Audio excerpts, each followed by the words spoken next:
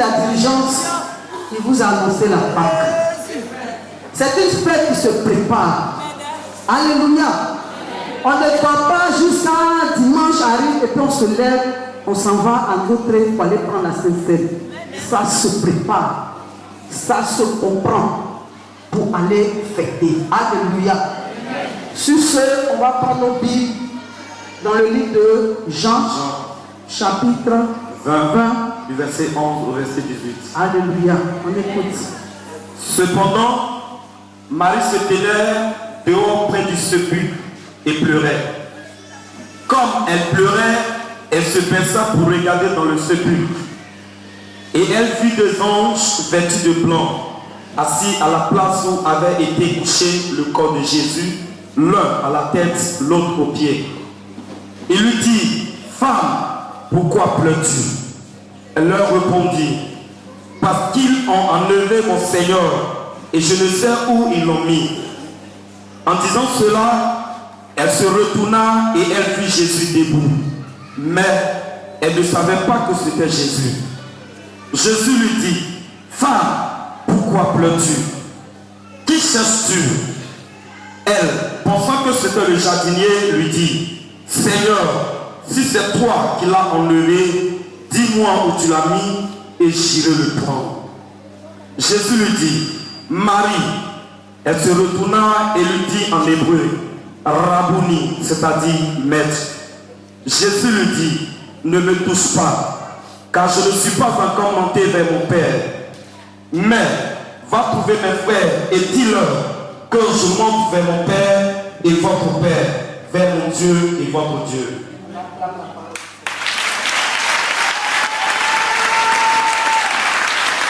Alléluia. Oui. Marie de Magdala alla annoncer aux disciples qu'elle avait vu le Seigneur et qu'il avait dit ces choses. Tout à l'heure, j'ai dit, l'homme est enfant de Dieu, l'homme est image de Dieu. Quand le diable est venu mettre l'humain dans les problèmes, Dieu n'a pas laissé l'homme. Dieu n'a pas abandonné l'homme dans les problèmes. Dieu n'a pas abandonné l'homme dans le péché. Alléluia. Lui-même, il a quitté le ciel, il est descendu sur terre pour venir nous enlever du péché, pour venir nous racheter du péché, pour venir nous racheter de la mort, du mal. Alléluia. Quand nous avons péché dans le jardin d'Éden, Dieu avait prononcé la mort sur la vie de l'homme. Maintenant, l'homme devrait mourir. Quand tu meurs, où va ton âme? Un sacrifice n'est pas fait pour toi. On ne t'a pas sauvé par un sang. Ton âme va où? Ton âme ira chez celui qui t'a vaincu. Il te mettra au séjour des morts, te maltraiter autant qu'il peut, et puis à la fin des temps, quand Dieu va porter le jugement, maintenant Dieu lui te met maintenant en enfer. Alléluia. Voilà comment l'humanité vivait. Dans la chanson du grand missionnaire dit l'humanité était condamnée. On était condamné à la seconde mort. Il n'y avait plus de vie pour nous après la mort. La vie éternelle, là, c'était fini. Depuis où le diable est venu dans le jardin d'Éden, qu'il a mené Adam et Ève à se dresser contre Dieu, à taper péché mortel d'idolâtrie et d'orgueil, la relation était coupée. On n'avait plus droit à la vie éternelle. C'était fini pour nous. C'était terminé. Alléluia. Le diable a tapé ce péché au ciel. Dieu l'a jeté. Donc il sait que vous et moi, nous sommes les enfants de Dieu. Il sait que vous et moi, nous sommes les héritiers de Dieu. Comment nous empêcher d'arriver là-bas? C'est ce que lui, il a fait. C'est comme dans une maison. Un père est riche.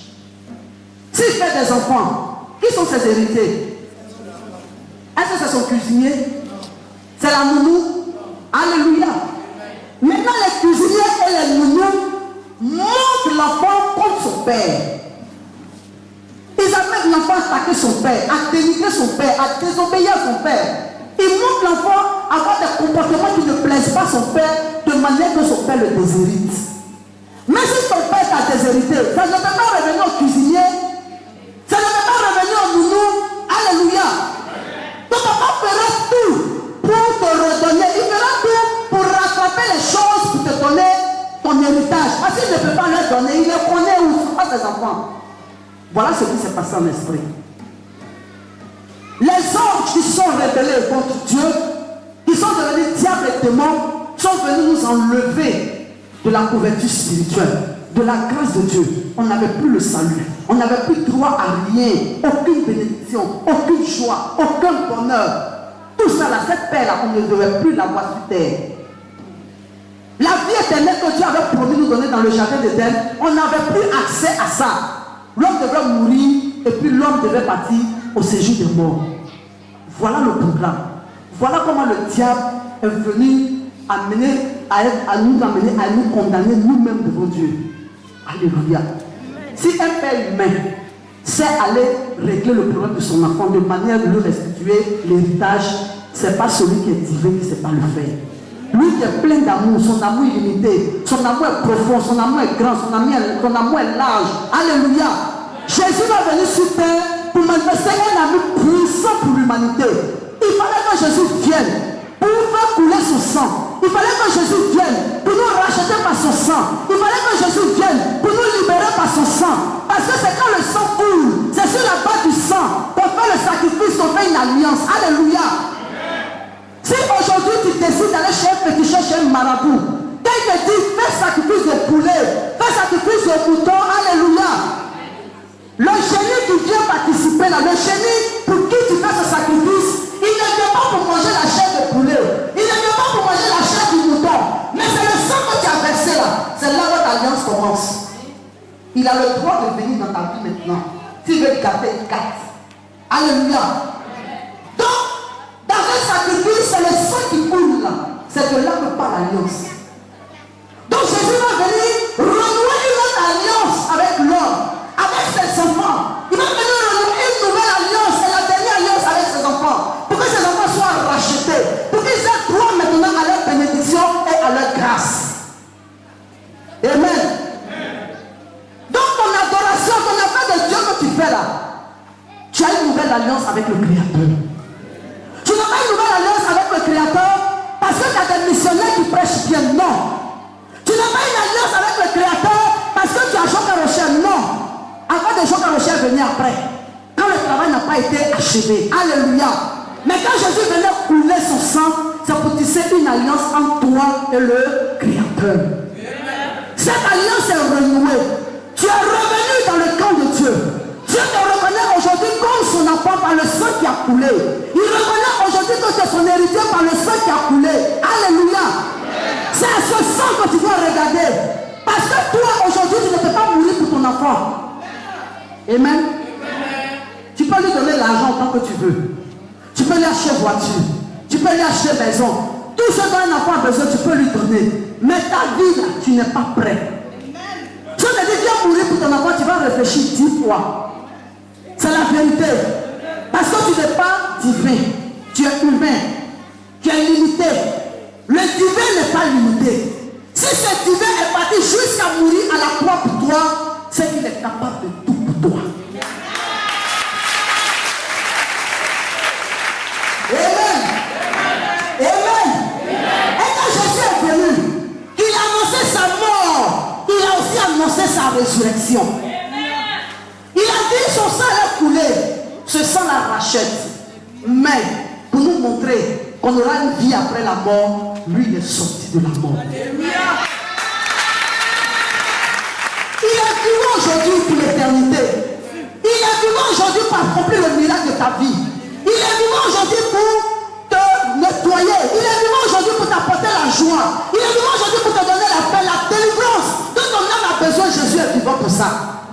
Alléluia. Voilà cette femme qui est arrivée au tombeau. Et elle voit le tombeau ouvert, elle ne voit pas Jésus. Elle a attristé. Elle dit, mon Seigneur, les gens sont venus l'enlever. Elle a oublié ce que Jésus leur a annoncé. Qu'il allait ressusciter le 3e jour. Elle a oublié ça. Alléluia. Et voilà qu'elle commence à pleurer. Les gens lui demandent, pourquoi pleures-tu? Parce que les anges ne voient pas de raison qu'elle pleure. C'est de cette même manière, Jésus ne voit pas de raison que tu pleures encore aujourd'hui. Pourquoi pleures-tu? Jésus a tout accompli pour toi. Pourquoi pleures-tu? Tu pleures parce que Jésus est resté au tombeau? parce qu'un sang n'a pas coulé pour toi, pourquoi pleures-tu? Les gens sentent que le travail est fini. Pourquoi ils pleurent? Mais il est ressuscité, il pleure pourquoi? Il ne peut pas comprendre pourquoi il pleure. Quand le Saint-Esprit te voit pleurer, il ne peut pas comprendre pourquoi toi tu pleures. Tu n'as plus le droit de pleurer. Tu dois toujours être réjoui. Tu dois toujours être dans la joie. Parce que tu as un papa qui est là pour toi. Tu as un sauveur qui est là pour toi. Tu as un Seigneur qui est là pour toi. Alléluia. Pour ça, tu dois toujours dans la joie. Et voilà que Jésus lui-même va se présenter à la femme. Il va lui poser la question encore, pourquoi pleures-tu? Alléluia. Sèche tes larmes. Sèche tes larmes. Tout ce que lui te demande, c'est de le suivre. La femme est partie. Il dit, va annoncer que je suis sorti. Ce que j'ai dit là, j'ai fait. J'ai dit, j'allais aller mourir. Je suis allé mourir. J'ai annoncé que je vais ressusciter. J'ai ressuscité. Alléluia. Ma bouche dit, ma main l'accomplit. Ce que j'annonce, je le fais. Quand le Créateur annoncé par Esaïe que un sauveur nous est né, il n'est pas né. Ça a duré des siècles, des siècles, des siècles. Il est né ou bien il n'est pas né. Il a été notre sauveur, mais il n'a pas été notre sauveur. Jésus m'a donné un message à la femme. Va annoncer à mes frères que je suis vivant. Lis la suite. Et elle est partie. Elle est partie donner le message. Thomas, appelé Didyme, l'un des 12, n'était pas avec eux lorsque Jésus vint. Les autres disciples dirent, nous avons vu le Seigneur. Mais il leur dit, si je ne vois dans ses mains la marque des clous, et si je ne mets mon doigt dans la marque des clous, et si je ne mets ma main dans son côté, je ne croirai point. 8 jours après, les disciples et Jésus étaient de nouveau dans la maison et Thomas se trouvait avec eux. Jésus vint, les portes étant fermées, se présenta au milieu d'eux et dit, la paix soit avec vous. Puis il dit à Thomas, avance ici ton doigt et regarde mes mains. Avance aussi ta main et mets-la dans mon côté. Et ne sois pas incrédule, mais crois. Thomas lui répondit, mon Seigneur et mon Dieu. Jésus lui dit, parce que tu m'as vu, tu as cru. Heureux ceux qui n'ont pas vu et qui ont cru. Alléluia. Alléluia. Jésus étant ressuscité, il allait se montrer à ses disciples. Ils étaient ensemble. Donc il allait se montrer une première fois à eux. Alléluia. Elle est venue dire que la paix n'est pas là. Quand Thomas est revenu, ils lui ont dit, ah, le Seigneur est venu nous visiter aujourd'hui. Le Seigneur était ressuscité, il est venu nous voir. Thomas dit, vous racontez-moi. Vous dites rien. Il ne peut pas te ressusciter. Parce que moi j'ai vu, on l'a cloué. Mains, pieds, le sang coulé. Il est mort. Il est mort. Vous parlez de quoi? Depuis moi Thomas je suis né. Quand les gens meurent, ils sont morts. Il est mort. Nous tous on a vu Joseph d'Arimathée aller prendre son corps pour l'enterrer. Nous tous on a vu. Et on connaît sa tombe. Vous me parlez de quelle résurrection il est venu. Il est venu faire au milieu de nous. Quel mort qui peut se déplacer pour venir au milieu des vivants? Voilà comment Thomas a raisonné. Voilà comment Thomas a douté de la résurrection du Seigneur. Mais la Bible dit, ce qui est impossible aux hommes est possible à Dieu. Gloire à Dieu. Ce matin, le Saint-Esprit va te dire, ton affaire de Dieu de Jésus, tu veux faire. Le 5 avril, tu t'en vas à la Pâque, rencontrer Jésus. Tu t'en vas recevoir de la part du Seigneur. C'est maintenant il faut croire que c'est Jésus là dans ta vie. Certains maintenant vont savoir que tout ce que tu t'en vas prendre à la Pâque, c'est réel, c'est véritable et ça vient du spirituel. Et que quand tu vas le recevoir, ça va produire dans ta vie. Si tu as cru, tu as conçu ça en toi, ce que tu vas le recevoir va produire du fruit.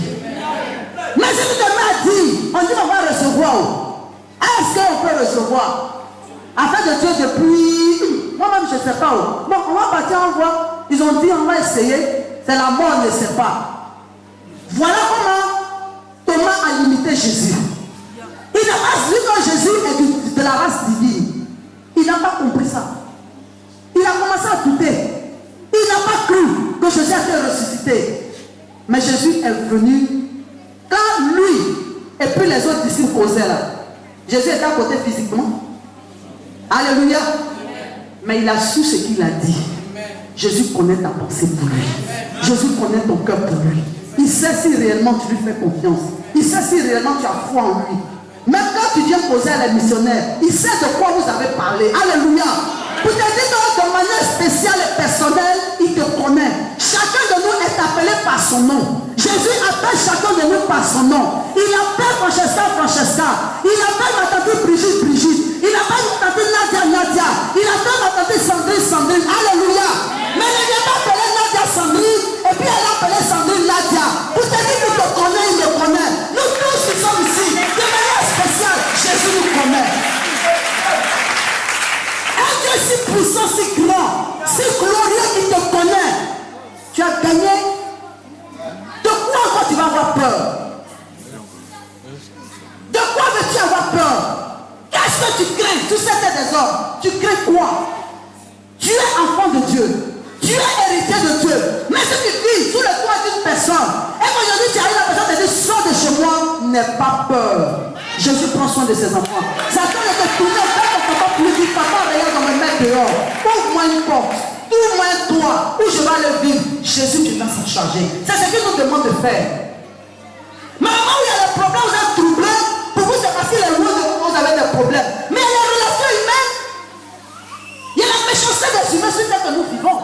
C'est pas parce qu'un humain qui fait sa méchanceté dans ta vie que ça veut dire que Jésus n'est plus là. Quand l'homme vient contre toi, toi tourne-toi vers ton Créateur. Gloire à Dieu. Tourne-toi vers ton papa et puis parle-lui. Et quand tu as fini de lui parler, crois qu'il t'a entendu, qu'il t'a écouté et qu'il t'a exaucé. Celui qui croit en Dieu, qui met sa confiance en l'Éternel, est toujours heureux. Il dit il n'y a point de confusion pour tous ceux qui espèrent en moi. Si tu espères en Dieu, les gens vont vouloir te mettre dans la confusion, lui va te sortir.